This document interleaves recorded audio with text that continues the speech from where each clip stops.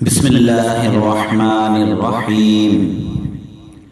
مصیبت اور بلا کو ٹالنے کی دعا۔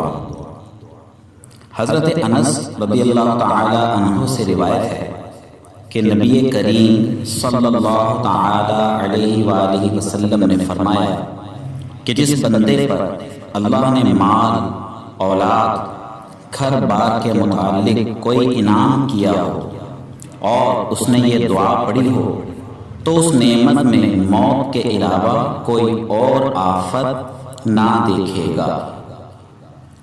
دعا سن لیجئے اور اس کو میرے ساتھ پڑھ لیجئے۔